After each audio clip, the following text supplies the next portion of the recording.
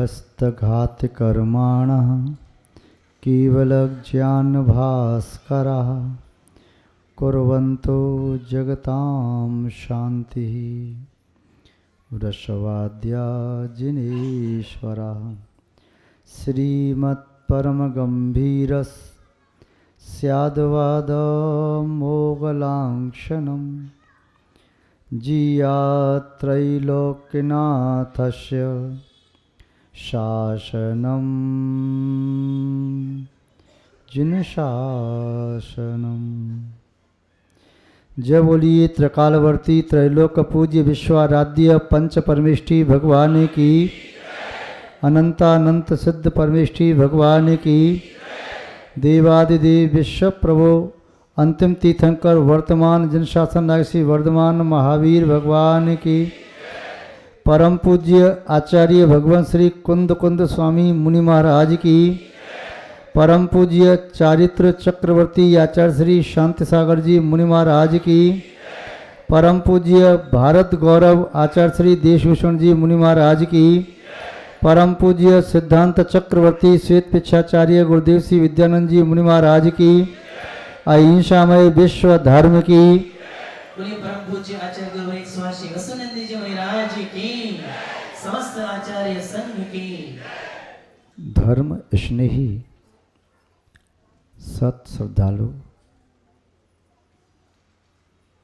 यहाँ पर उपस्थित आप सभी भव्य वर पुंडरीक पुण्यात्मा महानुभाव, जिन शासन की अक्षुण्ण और अखंड परंपरा में तीर्थंकरों के उपरांत सामान्य केवली और शुद्ध केवलियों की परंपरा इस भारत भूमि पर अनश्यूत रूप से चलती रही, जिन्होंने अपनी आत्मा का कल्याण ही नहीं किया, भव्य प्राणियों के कल्याणार्थ ऐसे सूत्रों को प्रदान किया जिन सूत्रों में आज भी जीवंतता दिखाई देती है। उसके उपरांत आचार्य परमेष्ठी की एक निर्मल और स्वच्छ परंपरा रही। उन आचार्य परमेष्ठी ने स्वयं पंचाचार का पालन करते हुए अपने शिष्यों से पंचाचार का पालन कराया। इसके साथ साथ श्रुत आर्णव का संवर्धन भी किया। उनकी ये महती कृपा रही जो आज हमारे पास श्रुत अमृत के रूप में उपलब्ध है। यदि आज हमारे पास साहित्य नहीं होता, यदि आज हमारे पास सम्यक वाणी न होती, यदि आज हमारे पास सम्यक श्रुत न होता, तो हम कल्याण के मार्ग पर चलने में असमर्थ होते। कोई भी व्यक्ति अपनी आत्मा का कल्याण नहीं कर सकता। वह श्रुत एक ऐसा सूर्य है, केवल ज्ञान की अनुपस्थिति में वह श्रुत ज्ञान का सूर्य ही शिव पंथ को आलोकित करने में समर्थ है। आचार्य समंतबद्ध स्वामी एक ऐसे प्रामाणिक नैयायिक वाग्मी सिद्धांतविद एवं आध्यात्मिक आचार्य हुए जिन्होंने क्षत्रिय कुल में जन्म लेकर बाल्य अवस्था में ही दीक्षा स्वीकार कर और उपसर्गों को समता से सहन करते हुए जिन शासन की महती प्रभावना की, वी आचार्य समंतबद्ध स्वामी एक नहीं अनेक कला और विधाओं के पारंगत रहे। उनकी बारे में तो यहाँ तक भी कहा जाता है कि आचार्य समंतबद्ध स्वामी भविष्य में तीर्थंकर पद को प्राप्त करके मोक्ष को प्राप्त करेंगे। उन आचार्य समंतबद्ध स्वामी ने कई ग्रंथों का लेखन किया।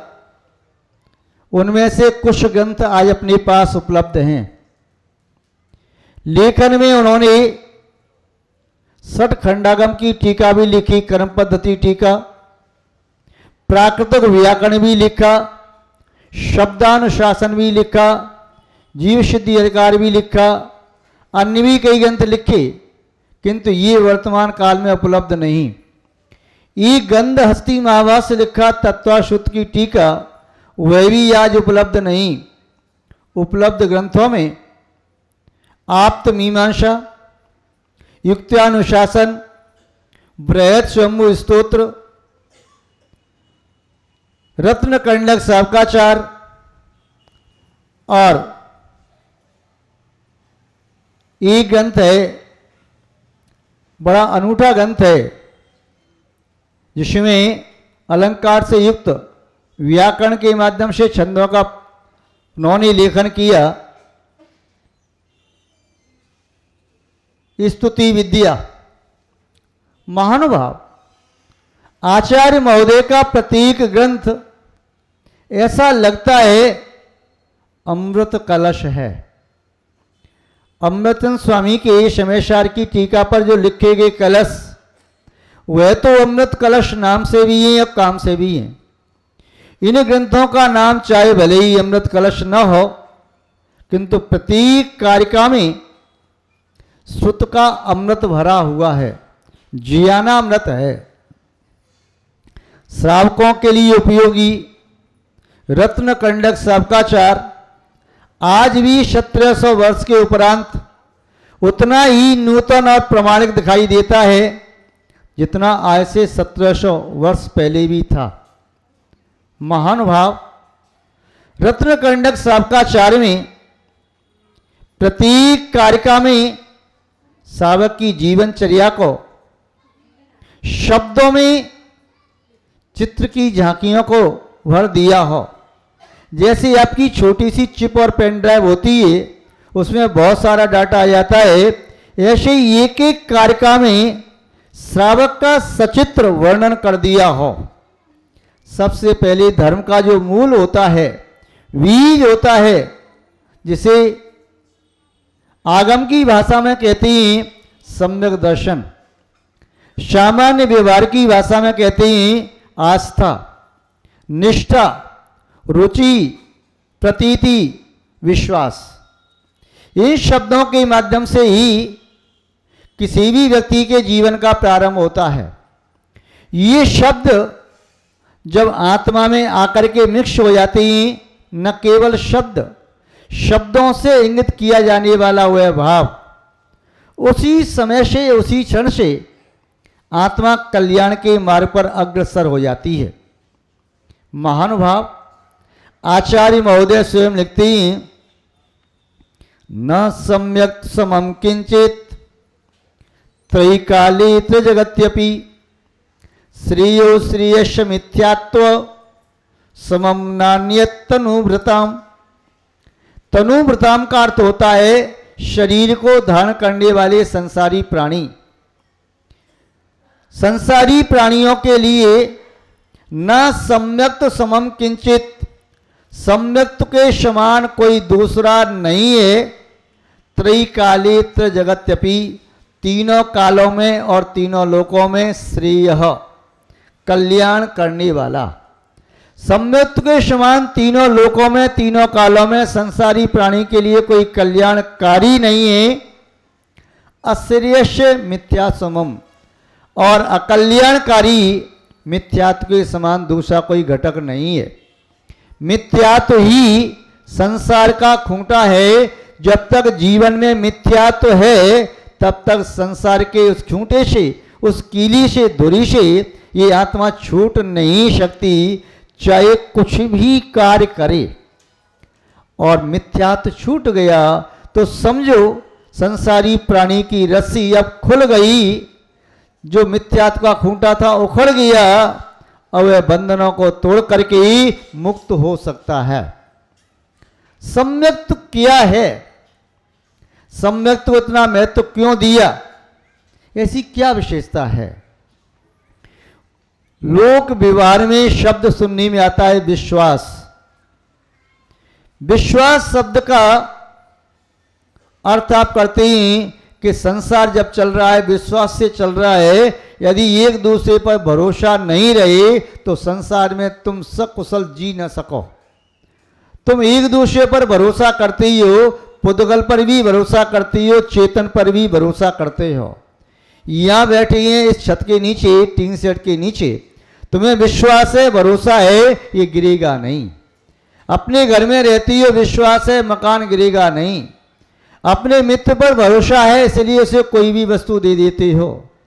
आपको भरोसा है डॉक्टर पर, इसलिए अपना शरीर उसे समर्पित कर देते हो। जो कोई रोग है लिख के भी दे देते हो हस्ताक्षर करके कि डॉक्टर साहब की कोई गारंटी नहीं, यदि पेशेंट ट्रीटमेंट करने के दौरान कहीं वह मृत्यु को प्राप्त हो जाएगा तो वह पेशेंट के जो अभिभावक हैं वह क्लेम नहीं कर सकें, वह डॉक्टर के प्रति कोई रिपोर्ट दर्ज न करा सकें, पहले लिख करके आप देते हैं। वकील को आप अपनी फाइल सौंप देते हैं, वकील कहता है मैं तुम्हें जिताने की कोशिश करूंगा, किंतु हार भी जाएं तभी वकील पर आप क्लेम नहीं कर सकते। और भी कई ऐसे आपके जीवन में व्यक्ति हैं जिनको आप अपने घर की चाबी दे दें, अपने वस्त्र दे दें, आभूषण दे दें, कोई भी चीज दे देती हैं, तो उन पर विश्वास है। विश्वास न हो तो आपका जीवन क्षेम कुशल के साथ नहीं चल सकता। विश्वास आपको करना ही पड़ता है, किंतु दूसरों पर विश्वास करने से व्यक्ति संसार में चल सकता है, सुख दुख का मुखावलोकन करता है, अनुकूलता प्रतिकूलता को देखता है। कभी जीवन में धूप और शाम होती है, कभी सुबह और शाम होती है, कभी प्रभात होता है तो कभी मध्याह्न काल होता है, कभी रात्रि आती है तो कभी दिवस आता है। दूसरों पर विश्वास करने से पुण्य और पाप का फल होगा जाता है। ये नहीं कहा जा सकता कि मैं इस क्रिया के बदले इसके उपरांत मुझे इस प्रकार के फल की ही प्राप्ति होगी, हो सकती है। दूसरा शब्द आता है जिसे कहते हैं आत्मविश्वास। आत्मविश्वास पहला था बिलीव। आप विश्वास करते हैं, आप बिलीव सिस्टम आपका कैसा है, किस किस पर विश्वास करते ही हो, जहां जहां आपका विश्वास होता है वहां वहां आपके कार्य होते हैं। दूसरा शब्द है कॉन्फिडेंस, सेल्फ कॉन्फिडेंस, आत्मविश्वास। वह उससे और बढ़कर की योगिया जो आत्मविश्वासी है, जैसे सेल्फ कॉन्फिडेंस है, वह व्यक्ति कहता है मैं अपने पुरुषार्थ के बल से ऐसा करके ही रहूंगा। और जब आत्मा के प्रत्येक प्रदेश में उस कार्य के प्रति पूर्ण समर्पण होता है, पूर्ण लगन होती है, निष्ठा के साथ कार्य करता है, तो आत्मविश्वासी एवरेस्ट की चोटी भी चढ़ जाता है, उसके लिए कोई दूर नहीं होती। इतना ही नहीं, इससे भी ऊंची कोई चोटी हो उस पर भी चढ़ जाता है। वह जानता है मंजिल कितनी भी ऊंची हो, किंतु आत्मविश्वासी जब चलता है तो रहा और वह मंजिल उसके कदमों के नीचे आ जाती है, उससे बढ़कर के कुछ भी नहीं। आत्मविश्वासी इस भौतिक जगत में लौकिक कार्यों की सिद्धि करता है। एक विद्यार्थी ने संकल्प किया कि मैं कक्षा में प्रथम स्थान प्राप्त करके रहूंगा। उसके अनुरूप उसने पुरुषार्थ किया, मेहनत की और वह निष्ठा के साथ लगा रहा, अपने लक्ष्य को प्राप्त कर लिया। एक विद्यार्थी ने संकल्प किया कि मैं केवल प्रथम स्थान प्राप्त न करूंगा, मैं अपने जिले में टॉप पर पहुंचूंगा, अपने प्रांत में टॉप स्थान पर पहुंचूंगा या पूरे देश में टॉप स्थान पर पहुंचूंगा। वह पहुंच जाता है अपनी आत्मविश्वास के साथ, किसी ओलंपिक में जाता है खेलने के लिए तो वह टॉप पर पहुंच जाता है। या कोई व्यवसायी सोचता है इस वर्ष तो चाहे कुछ भी हो जाए, मुझे इतना प्रॉफिट चाहिए ही चाहिए, और उसका आत्मविश्वास बोलता है इसमें एक पैसा कम नहीं हो सकता, उतना प्रॉफिट वह प्राप्त कर लेता है। एक उद्योगपति वह भी सोचता है मैं न केवल पैसा प्रतिष्ठा भी प्राप्त करूं, मेरी प्रतिष्ठा नगर में सबसे आगे रहे, आत्मविश्वास के बल से प्राप्त कर लेता है। आत्मविश्वास के माध्यम से भी भौतिक वस्तुओं की प्राप्ति होती है, किंतु वे ऐसी प्यूरिफाई होती हैं कि विश्वास के माध्यम से जो प्राप्त होते हैं उससे और आगे बढ़कर के होती हैं। उसे संतोष मिलता है, शांति मिलती है, कुछ आनंद आता है, किंतु इससे आगे एक कदम और आगे बढ़ें तब आता है श्रद्धा, सम्यक दर्शन, जिसे कहते हैं फेथ। वह एक तीसरी चीज है, वह जब जीवन में आता है तब उसके जीवन में आस्था जागृत होती है अपने इष्ट आराध्य परमात्मा के प्रति। अभी जो विश्वास किया था दोषों के प्रति किया, पुनः जागरण किया तो आत्मविश्वास की जागृति हुई, उसके उपरांत आगे बढ़ी तो संसार में कोई सर्वशक्तिमान है, संसार में कोई सर्वदर्शी है, सर्वज्ञ है, जो सर्व सुखी है, जन्म वर्ण के बंधनों से मुक्त है, कर्मों की कालमय से छू नहीं सकती, जो द्रव्य कर्म भाव कर्म नो कर्म से रहित है, जो कर्मातीत है, देहातीत है, संसारातीत है, जो सिद्धालय में जाकर के अनंत काल के लिए विराजित हो गया, ऐसी भी कोई आत्मा है। वह देखने में नहीं आ रही चरम चक्षुओं से, उसे किसी व्यक्ति के सामने शब्दों से सिद्ध भी न कर पाओ, किंतु श्रद्धा तो आत्मा के प्रदेशों में होती है। आत्मविश्वास में मन का बहुत बड़ा कार्य होता है, किंतु श्रद्धा में पूरा का पूरा कार्य आत्मा के प्रदेशों से ही होता है। जिसके आत्मा के प्रदेशों में जो बैठ गया बस अब उसे हिलाया नहीं जा सकता। वह कहता है कि मेरी आत्मा में मेरे भगवान विराजमान है, कोई मुझसे घर छीन ले भगवान नहीं छीन सकता, कोई मुझसे संपत्ति छीन ले भगवान नहीं छीन सकता, कोई मुझसे मेरा वैभव सब छीन ले मेरे भगवान को नहीं छीन सकता। इतना ही नहीं, यदि कोई मेरे प्राणों को भी छीन ले, शरीर को छीन ले, तब भी मेरे अंदर के श्रद्धा के भगवान को नहीं छीन सकता। श्रद्धा के भगवान बाहर से नहीं आते, अंदर से प्रकट होते हैं। यदि बाहर से आ जाए तो व्यक्ति अपने हार्ट का ऑपरेशन कराता है, सर्जरी करा के वहाँ पर थोड़े से स्थान में कोई मूर्ति अंदर रख ले, तो ऐसे भगवान स्थापित नहीं होते, अंदर प्रकट होते हैं। जैसे किसी कूप में जल स्रोत के द्वारा स्वयं प्रकट होता है, दीपक में ज्योति स्वयं प्रकट होती है, सूर्य में प्रकाश स्वयं प्रकट होता है उसी के अंदर से, पुष्प में गंध स्वयं प्रकट होती है उसी के अंदर से ही, मेहंदी में उसकी लालिमा स्वयं प्रकट होती है अंदर से ही।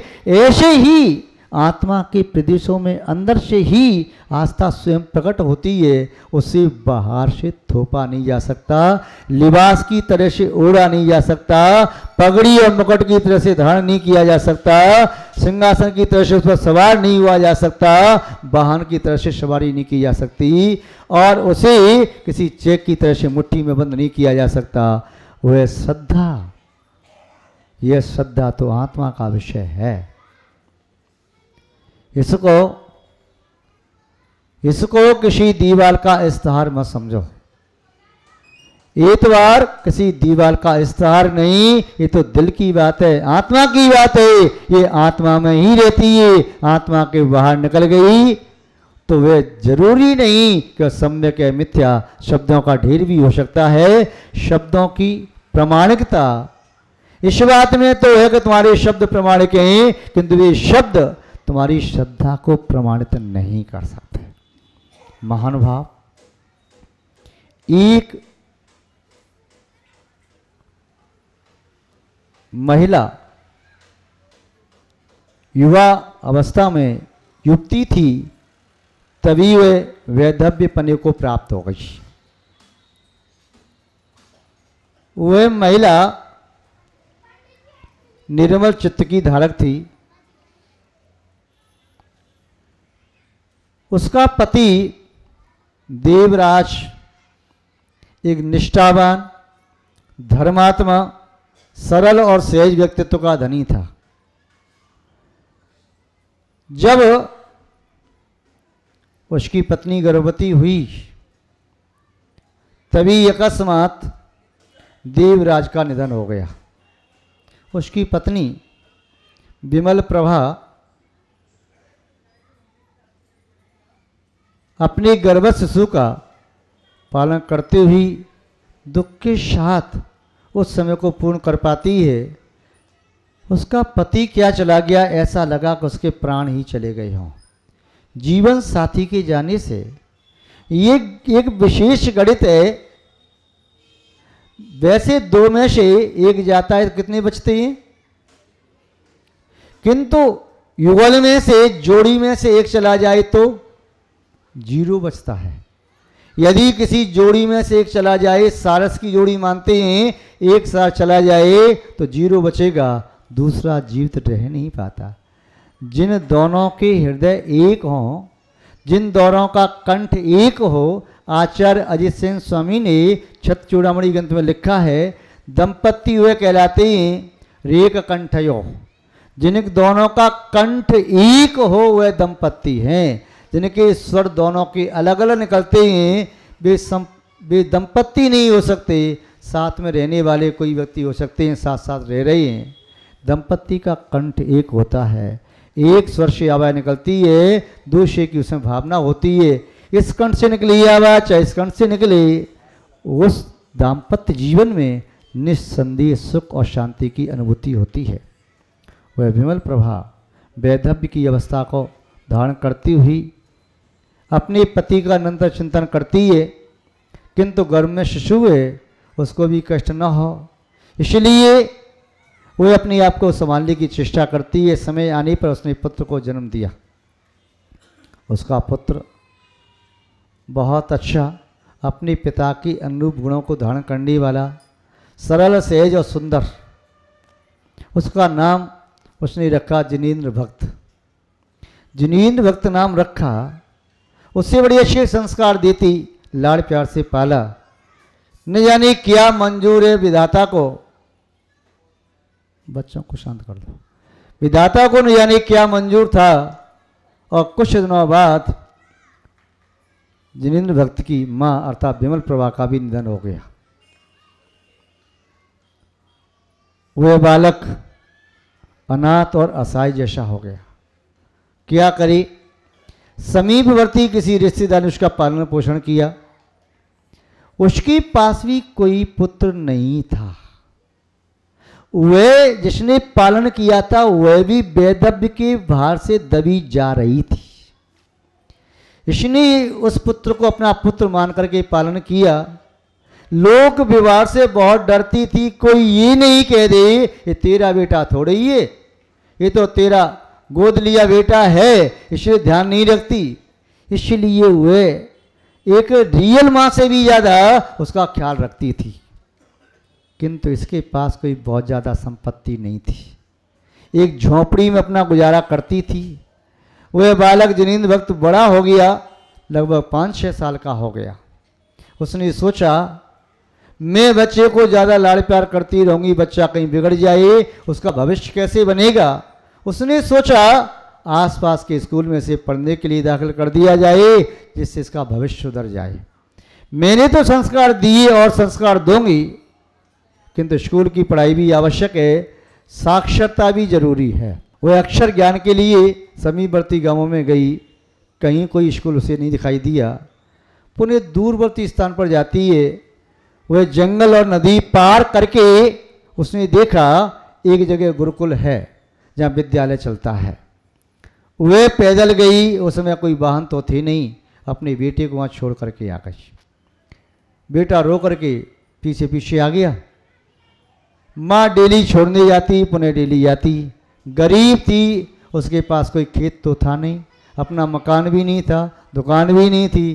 क्या करे अपने बेटे का और अपना उदर पूर्ति कैसे करे। इसीलिए दूसरों के घर जाती, चौका चूल्हे का काम करती। उसके उपरांत उसे जो मिलता था उससे स्वयं की और पुत्र के उदर की पूर्ति करती। चाहे स्वयं भूखी रह जाए, किंतु पुत्र की व्यवस्था में कहीं कोई कमी ना आती।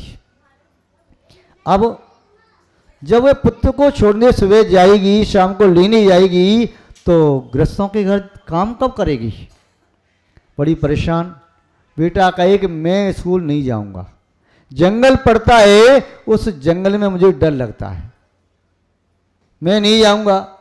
रात्रि में बेटा सो गया, वह झोंपड़ी में हाथ जोड़ करके बैठी है। भगवान पार्श्वनाथ स्वामी की या शांतनाथ भगवान की या किसी भी तीर्थंकर की तस्वीर सामने रखी है, उनके सामने हाथ जोड़ करके उसकी आंखों से आंसू बह रही हैं, कह रही है, प्रभु मैं कि अपनी बेटी को पढ़ा नहीं पाऊंगी, क्या मेरा बेटा ऐसे अनपढ़ रह जाएगा? अब आप ही बताओ, मैं यदि डेली उसे छोड़ने जाऊं, लेने जाऊं, तो उधर पूर्ति कैसे होगी? और यदि काम करती हूं तो बेटी ने जिद कर ली है कि मैं नहीं जाऊंगा, क्या करूं? उसे अंदर से कोई आवाज़ आई, जैसे उसके पति ने स्वप्न दिया हो, या आवाज़ आई, तुम चिंता ना करो, तुम अपने बेटे से कहो तुम्हारे पिता जो सबके पिता हैं देवराज, वे तो बहुत बड़ी राजा हैं, जंगल में रहती, अदृश्य रूप से रहती। उसने कहा ठीक है। वह गई शाम को छोड़ने के लिए।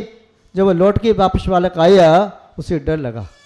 सूखे पत्ते पड़े थे जमीन पर, पैर रखता था, चरचर की आवाज़ आती, उसे लगता कोई पीछे आ रहा है।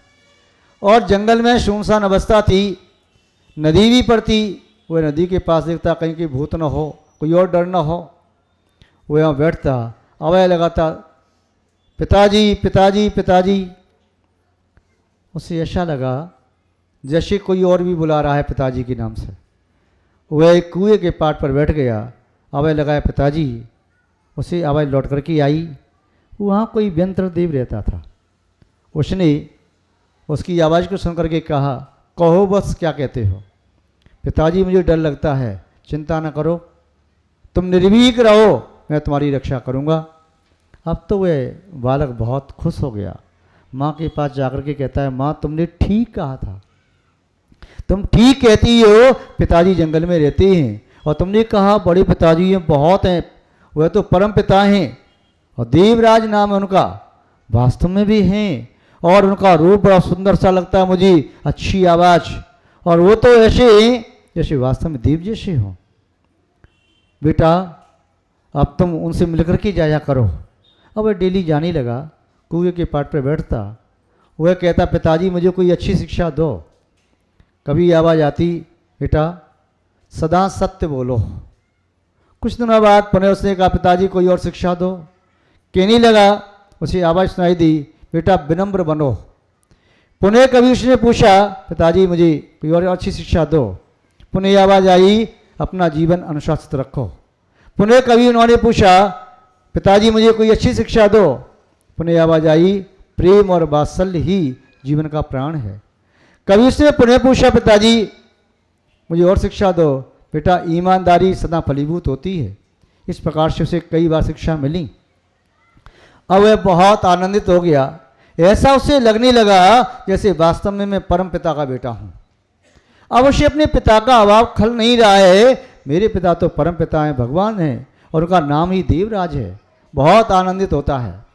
एक दिन स्कूल में वह जाता है, वार्षिक उत्सव था। उस वार्षिक उत्सव में सभी विद्यार्थियों को अपने घर से कुछ कुछ लेकर के आना था। वह सोचता है मैं क्या लेकर के जाऊं। माँ से कहा, माँ हमारे गुरुकुल में अन्य स्कूलों के विद्यार्थी भी आएंगे और हमारे अध्यापक भी हैं, अन्य अध्यापक आएंगे, सबकी भोजन की व्यवस्था करनी है। वहाँ तो कुछ है नहीं, हम विद्यार्थी लोग यहाँ से सब लेकर के जाएंगे, व्यवस्था करेंगे। उस गुरुकुल में राजकुमार भी पढ़ते हैं, रईस पुत्र भी पढ़ते हैं, मंत्री पुत्र भी पढ़ते हैं, किंतु मैं तो सबसे गरीब हूँ, मैं क्या लेकर के जाऊँ? सब लोग कुछ न कुछ लेके जाएंगे। माँ बेचारी कहती है, बेटा कोई बात नहीं, कल बताएंगी। शाम को बालक सो गया। माँ की आंखों में पुनः आंसू। भगवान के सामने कहती है, अब आप ही बताओ प्रभु, मेरे पास देने को क्या रखा है? बस दो ये जीर्ण शीर्ण साड़ी हैं, एक चारपाई पड़ी है, कुछ बर्तन हैं, आपकी तस्वीर है। झोंपड़ी में क्या है जो मैं उनके लिए दे सकूं? अंदर से आवाज़ आई, तो चिंता क्यों करती है? जब बालक का श्रद्धान है देवराज के प्रति, तो जिस देवराज को तू पति के रूप में मानती है, उस देवराज को परमपिता के रूप में मानता है, वही उसकी सहायता करेगा। और तू कह दी ना, उनसे ही ले लेना, वो तुम्हारे देवराज हैं, पिता या परमपिता या पिता में जिस रूप में तुम मानती हो, उनसे ही कहना। जो तुम्हें शिक्षा देते हैं, अच्छी बातें बताते हैं, वे तुम्हें कुछ न कुछ अवश्य देंगे। ठीक है, वह जाता है और पुनः वहाँ पहुँच गया कुएं के पाट पर। उसके मन में कोई चिंता नहीं, विकल्प नहीं। माँ ने कह दिया है, माँ झूठ बोलती नहीं, मेरे पिता देखो परम पिता हैं, बहुत शक्तिशाली हैं, अब मैं इसे क्या लेके जाऊँ। तो वह आवाज़ लगाता है, तो आवाज़ सुनते ही उसे एक आवाज़ सुनाई दी, कहो क्या चाहते हो। उसने कहा, पिताजी मुझे ये आवश्यकता है कि सभी जो लोग आएंगे, अन्य विद्यार्थी आएंगे, अध्यापक आएंगे और गुरुकुल के सभी हमारे अतिथि महोदय हैं, सभी उनका सम्मान मुझे करना है, दावत में भी कुछ देना है और सबका सम्मान करना चाहता हूँ। ठीक है। उन्होंने कहा, सामने जो चीज़ रखी उसे लेकर के चले जाओ। उसने देखा एक तूबड़ी रखी है और तूबड़ी में थोड़ा सा दूध रखा है। बोले सबको दूध पिलाना। और ये डिब्बी रखी है, डिब्बी में केसर और एक डिब्बी एक माला रखी है। वह सबका केसर से तिलक करना, माला पहनाना और सबको दूध पिलाना। वह सोचता है इस तोबड़ी के थोड़े से दूध से एक का पेट भी नहीं भरेगा और का सबका करना, अब तो आज तो मेरी बेइज्जती सबके सामने हो जाएगी, क्या करूं। और एक ही माला है, वह भी माला लकड़ी की सी माला दिखाई दे रही है और केसर एक पाखुड़ी है जिससे एक के भाल पर भी तिलक हो नहीं पाएगा। अब मैं क्या करूं, किंतु पिताजी की आज्ञा टाल नहीं सकता और मैं ईमानदारी से चलूंगा, विनम्रता के साथ ही अपनी बात रखूंगा गुरुजी के सामने, झूठ बोलूंगा नहीं। वह गया किंतु वह विलम्ब से पहुंचा। अध्यापक ने कहा, देरी से क्यों आए। तो उसने सब बातें बता दी कि मैं अपने पिताजी से मिलता हुआ रह गया, देर हो गई। ठीक है, क्या लाया है। उसने तो भी दिखाई, दूध। ये दूध तो किसी के दांत में ही भर जाएगा, कंठ तक नहीं पहुंच पाएगा, ले जा यहां से, भाग।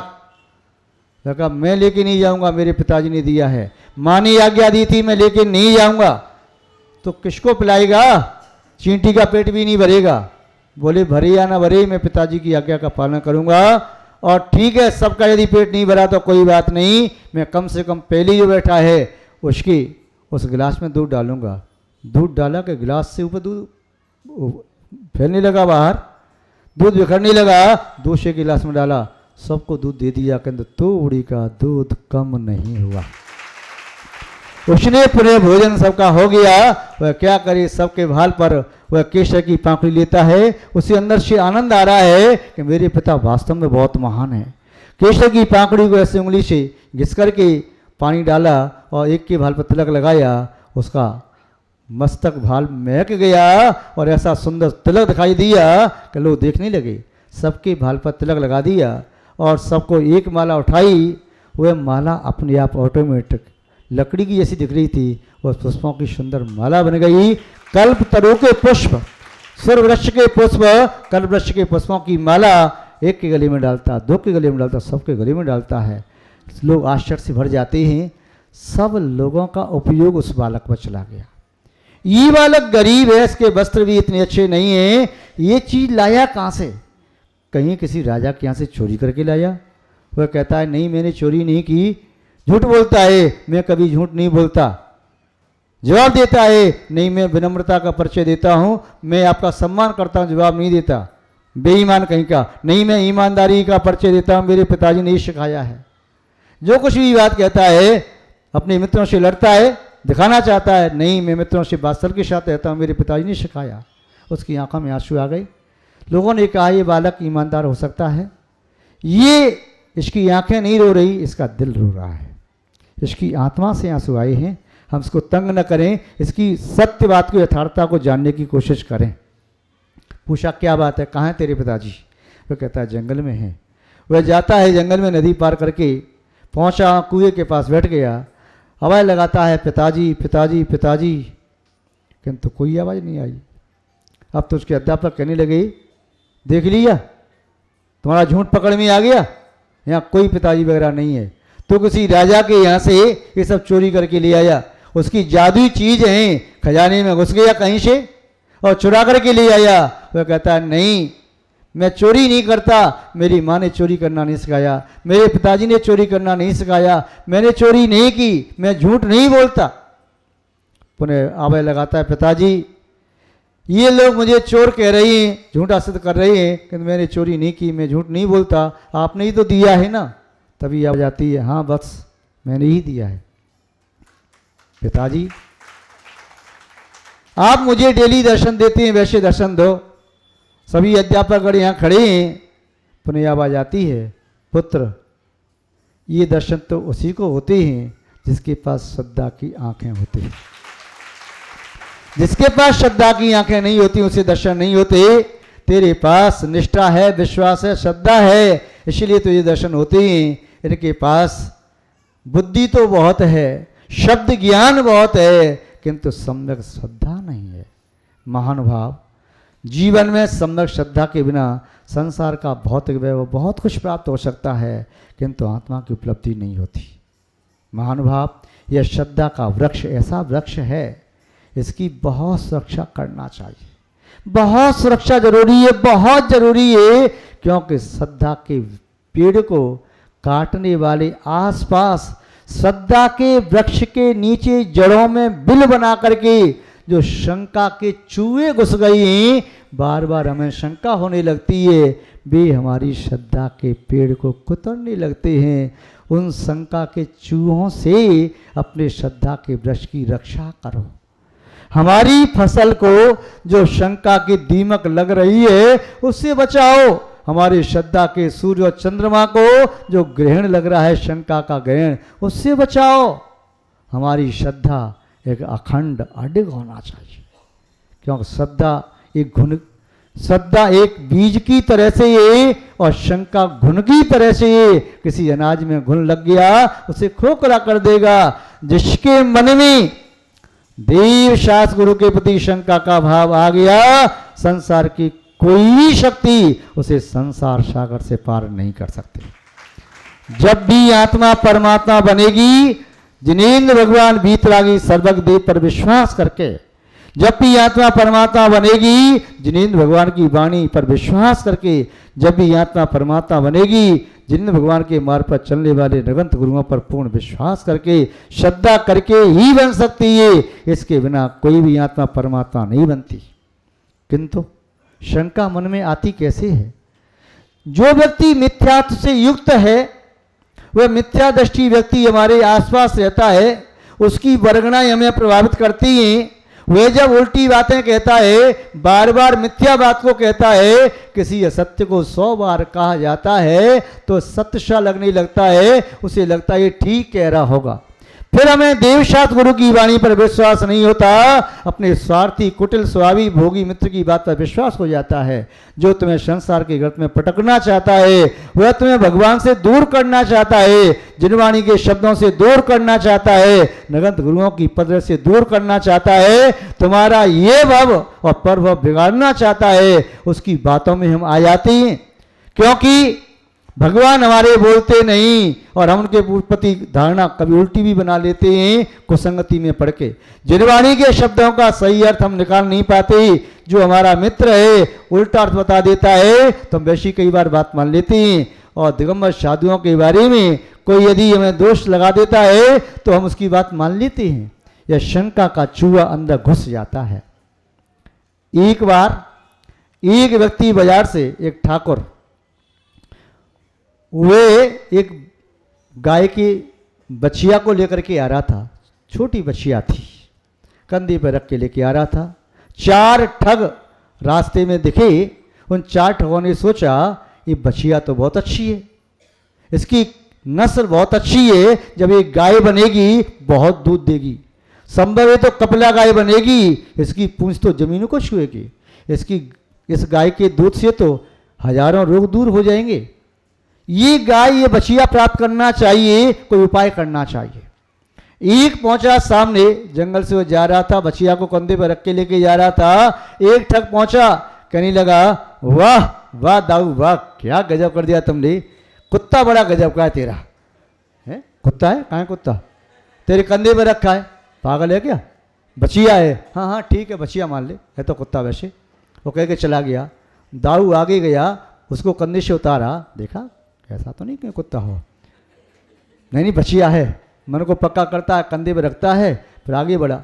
दूसरा ठग आया, वाह वाह चौधरी वाह, क्या कमाल कर दिया, कुत्ता वास्तव में विदेशी कुत्ता है, क्या गजब का कुत्ता है, कुत्ते को कंधे पे क्यों ढोरा है? वो कहता कुत्ता कहाँ है, बचिया है। हाँ हाँ चौधरी ठीक है, जमाना बदल गया, अब तो लोग कुत्ते को बचिया कहें, चाहे बिल्ली को बचिया कहें, चूहे को बचिया कहें, कुछ भी कह सकते हैं। वो कहता है बात क्या कहीं, ऐसा तो नहीं कि मैं धोखा खा गया हूँ। फिर थोड़ा आगे चल के देखता है और पुनः देखा नहीं है तो बचिया जैसी लग रही है, कुत्ता। चलो थोड़ा ही आगे पहुंचा तो तीसरा ठग आया, वाह वाह चौधरी वाह, कमाल कर दिया, कुत्ता हो तो ऐसा हो, क्या बात है, उसको कंधे पर रख के ढो रहा है। चौधरी ने सोचा भाई एक ही व्यक्ति को भ्रम हो सकता है, दो को हो सकता है, ये भी कह रहा है कुत्ता है, समझ में बात नहीं आई। मैं बचिया लेके आया, कहीं ऐसा तो उसने ठग लिया हो, बाजार में बचिया कह के कुत्ता बेच दिया हो, समझ में नहीं आया। वह अनमनी मन से चलने लगा, तब तक चौथा ठग आ गया, वाह वाह चौधरी वाह, क्या हो गया बुद्धि को, गांव में कुत्ता को कंधे पे रख के घूमेगा क्या, गधे को रख लेता, ये कुत्ता कहाँ से ले आया? बोले कुत्ता कहाँ है तो क्या है, बचिया। अब बचिया क्यों कह रहा है, उसको तो घोड़ी कह दे, हथनी कह दे, शेरनी कह दे, तेरा मुंह कुछ भी कह, दुनिया से पूछ ले जमाने से, कुत्ता है अभी गांव में जाएगा लोग तुझे भी कुत्ता कहेंगे, गधा कहेंगे, कुत्ते को ढो रहा है।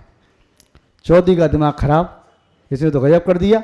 अब थोड़ा आगे जा करके कहीं वास्तव में ऐसा ना हो कि नगर के लोग मुझे कुत्ता कहें, गधा कहें, मेरी निंदा करें, इसलिए उसने बचिया को उतारा और जंगल में छोड़ दिया। चारों ठग आए, बचिया को लेकर के भागे। कई बार ऐसा होता है कि व्यक्ति हमारी श्रद्धा को बचिया की तरह लूट करके ले जाता है, और ये बात सही है, जब कोई बात तुम्हारे कान में बार बार कही जाएगी तो तुम्हें ऐसा लगता है कि सही ऐसा हो सकता है, भले ही मिथ्या ही क्यों ना हो। एक बात कह करके, एक दो बात कह के अपनी बात पूरी कर दूंगा। एक व्यक्ति बड़ा निर्धन, 3 दिन से भूखा प्यासा, जिसे भीख भी नहीं मिली, वह व्यक्ति केवल एक नीचे अधो वस्त्र पहने है, एक वस्त्र डाले हुए जिसे अंगरखा कहते हैं, फटा है कई जगह से, और पगड़ी बांधे है, यही उसकी संपत्ति, कुछ भी नहीं। गिट्टी का ढेर लगाता रोड के सहारे से, 3 दिन का भूखा और पानी पी के काम चला रहा था। गिट्टी के ढेर के पास बैठा टिक करके, वह लौट गया, उसे नींद आ गई। तभी रात के 11 बजे किसी सेठ रईस की वहाँ से एक रथ निकलता है, सवारी निकलती है। उसने देखा ये कौन है, भूत है, क्या है। रथ रोका, सारथी से पूछा क्या है, देखा कोई आदमी सो रहा है, उठाया, उठ क्या बात है। वह उठा, वह हाथ जोड़ता है, बस मैं तो बेसहारा अनाथ हूँ, संसार में मेरा भगवान के अलावा कोई नहीं, जमीन बिछौना है और आकाश मेरी ओढ़नी है, चादर है, बस यहीं पर अपने पाप का फल भोग रहा हूँ। उठ बैठ, रथ में बैठ। रथ में बिठा ला।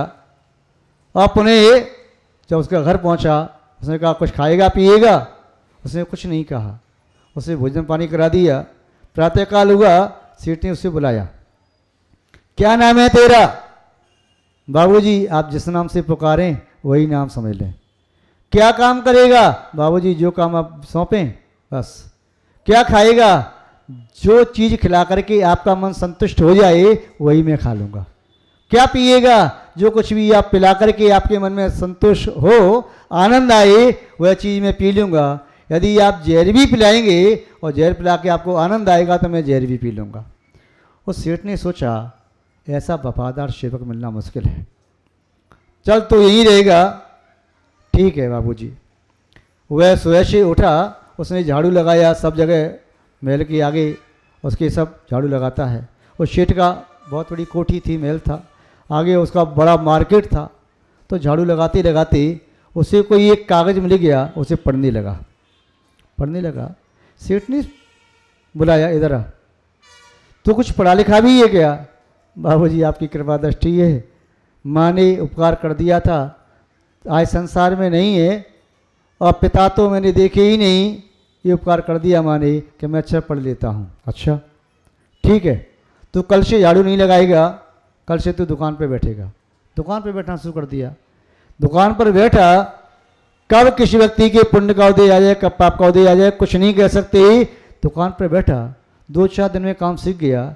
उसका मृदु व्यवहार, उसके चेहरे की सहज मुस्कुराहट, उसकी विनम्र और मधुर वाणी सबको अपनी ओर खींच लेती। जिस दुकान पर बैठता वहाँ ग्राहकों की लाइन लग जाती। सेठ ने अचानक देखा कि वह व्यक्ति जो पड़ा था अनाथ जैसा लेकर के आया, दुकान पर बैठा है, ग्राहकों की लाइन लगी है, बड़ी अच्छे से काम कर रहा है वह तो। सेठ ने देखा महीने भर में इसकी दुकान सबसे ज़्यादा चली। उसने कहा इधर आओ, तुम तो बहुत कुशल हो व्यापार करने में। सेठ जी सब आपकी कृपा दृष्टि है, चल तुम्हारी तनख्वाह बढ़ा देंगे, अच्छे वस्त्र पहन, अच्छे से रहे, और यहीं पर रहना है, तेरा कक्ष है, नहाना धोना सब व्यवस्था सेट कर दे। अब तो ये मैं मुनि बना देता हूँ, तो दुकान पर नहीं बैठना है। ये दुकान है, इस वाला मार्केट जो है यहाँ का मुनि यार मैंने ये तुझे बना दिया, सबकी देखभाल करना है। कौन? मेरा जो मुनीम है या दुकान चला रहा है, मेरा नौकर है, वह सही काम कर रहा है नहीं कर रहा है, तो ये सूचना देनी है। ठीक है बाबूजी। अब वो सूचना देने लगा, तो जिसकी सूचना देता था वे दुकान चलाने वाले मक्कार थे, वे आलसी थे, दुकान अच्छे से नहीं चलाते। जब उसने टाइट किया, दुकान की इनकम बढ़ी।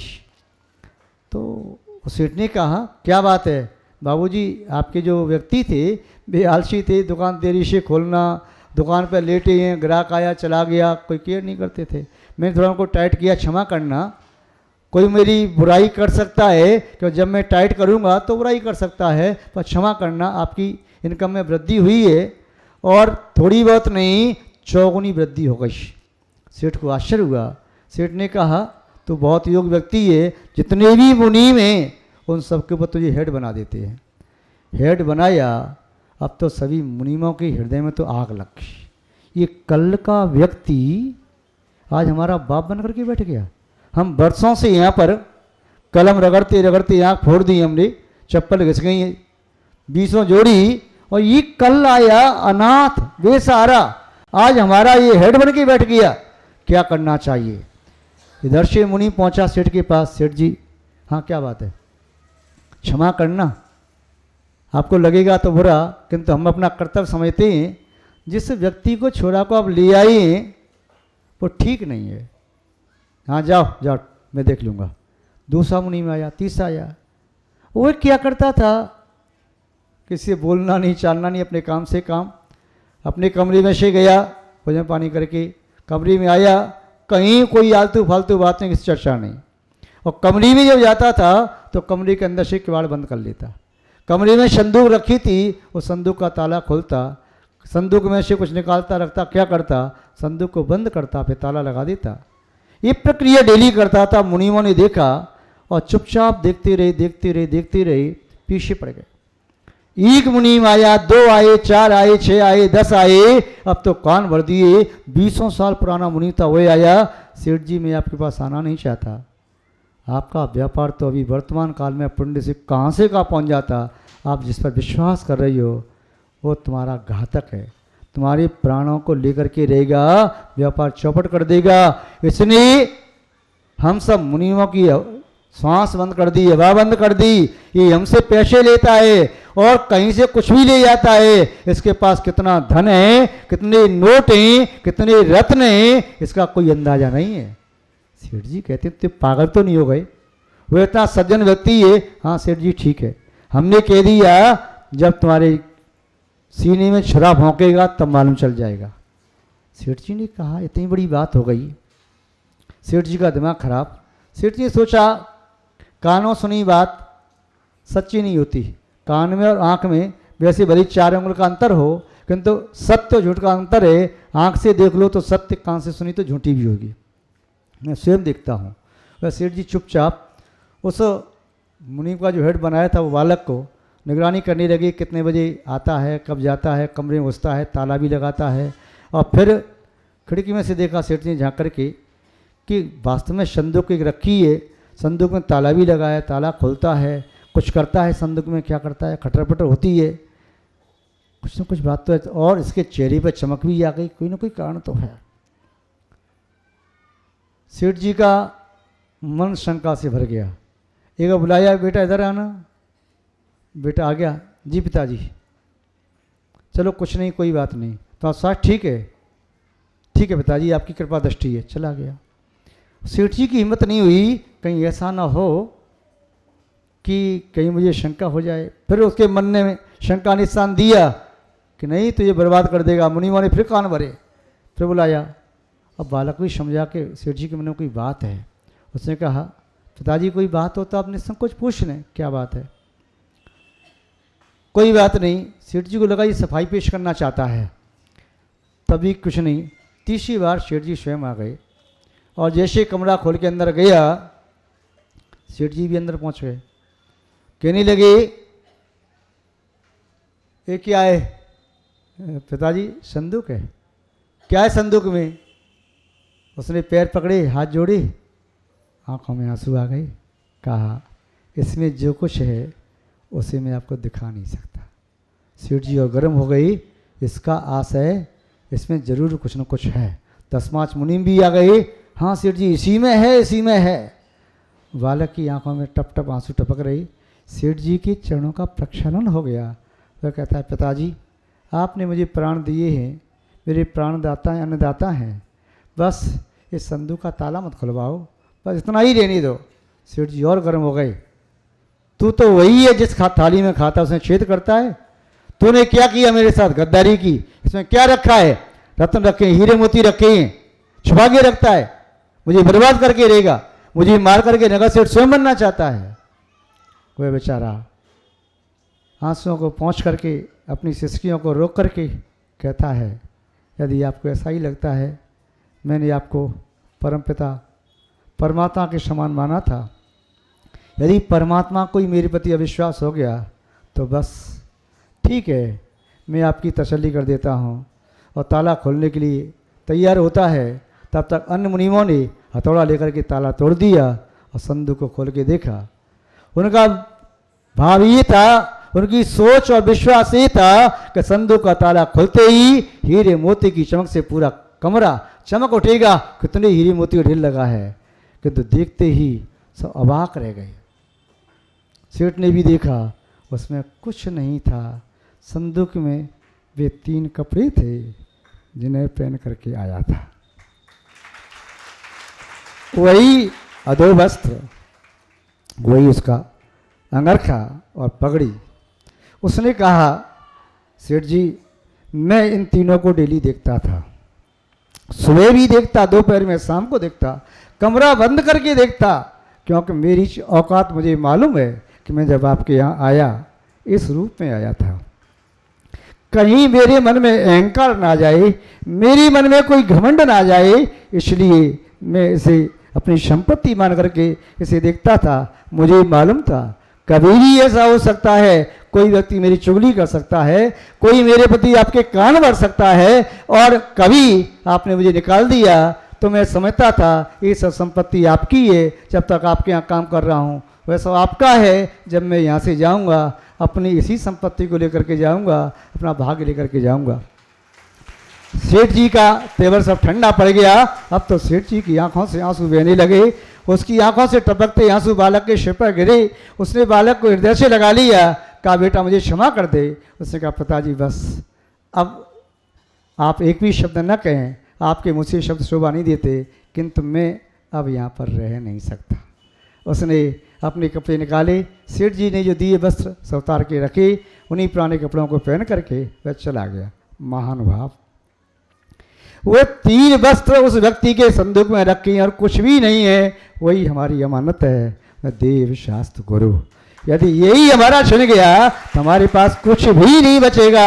यदि हमारे प्राण हैं तो वही हैं। यदि कोई व्यक्ति शंका करता है, हम यदि भगवान की भक्ति करते हैं, जिनवाणी का स्वाध्याय करते हैं, गुरुओं की सेवा करते हैं, इसी के माध्यम से हमारी आत्मा परमात्मा बन सकती है। ये संसार का भौतिक वैभव ये हमें कब प्राप्त हुआ, कब छिन जाएगा, ये हमारे साथ जाने वाला नहीं है। हमारी असली संपत्ति तो वही है जो देव शास्त्र गुरु हैं, जिनसे हमें रत्न की प्राप्ति होगी, मोक्ष मार्ग की प्राप्ति होगी।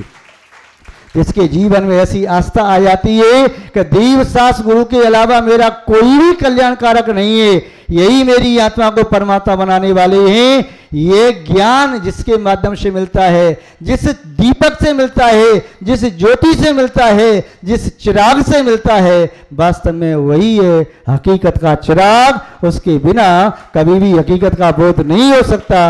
ये हकीकत का चिराग और कुछ नहीं, हमारे सम्यक्त की ज्योति है, हमारी श्रद्धा का सूर्य है। इसी के माध्यम से हम आत्मा के वैभव को देखने में, जानने में समर्थ हो सकते हैं। इतना ही नहीं, उसे प्राप्त करने में समर्थ हो सकते हैं। आप सभी महानुभाव उस हकीकत के चिराग की हमेशा सुरक्षा करना। पहली बात तो हकीकत के चिराग को जलाना ही बड़ा मुश्किल है। जल जाए तो संसार में बहुत तूफान चलते हैं, आंधियां चलती हैं। आपके हकीकत के चिराग को बुझाने वाले बहुत कारण हैं। कभी शंका, कभी कांक्षा, कभी विचिकित्सा, कभी मूढ़ दृष्टि। कभी कोई धर्म की निंदा करने वाला आता है तो कभी कोई इसका स्वीकार नहीं करता, धक्का देने की कोशिश करता है, तो कोई व्यक्ति धर्मात्मा से ही वह बैर बांध लेता है, वात्सल का भाव नहीं रखता।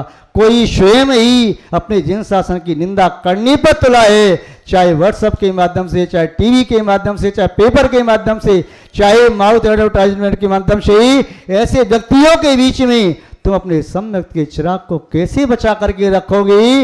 इस आंधी तूफान में तुम्हारा चिराग जल रहा है। यही एक बहुत बड़ी आश्चर्य की बात है। जिन्होंने अपना चिराग जला लिया है, बस मैं उनसे उतना कहना चाहता हूं, अपने चिराग को संभाल करके रखो। इस हकीकत के चिराग को संभाल करके रखो। संसार का वैभव एक पाई भी तुम्हारी आत्मा के साथ नहीं जाएगी। यह सम्यक का चिराग, यह हकीकत का चिराग, यही तुम्हारी आत्मा के समस्त पापों को, पाप रूपी अंधकार को दूर करने वाला है, दुख और क्लेश को नष्ट करने वाला है, तुम्हारी आत्मा में अनंत वैभव, अनंत सुख शांति को देने वाला है। इतना ही नहीं, तुम्हें शाश्वत मोक्ष पद देने वाला है। इसलिए इस हकीकत के चिराग को, इस नंदादीप को, इस सम्यक ज्ञान की ज्योति को, इस सम्यक्त के सूर्य को कभी अस्त मत होने देना। यदि कोई व्यक्ति तुम पर प्रहार करे, कह देना भैया मेरे प्राण ले ले, किंतु मेरे सम्यक के दीपक की ज्योति को मत बुझा। तो कभी जीवन में देव सद्गुरु की निंदा मत कर। तो मुझे थप्पड़ मार दे, मेरी पिटाई कर दे, किंतु मेरे देव सद्गुरु के बारे में आदि बात मत कर। मैं सुन नहीं पाऊंगा, मेरा खून खोल जाता है, मैं देव सद्गुरु की निंदा नहीं सुन सकता।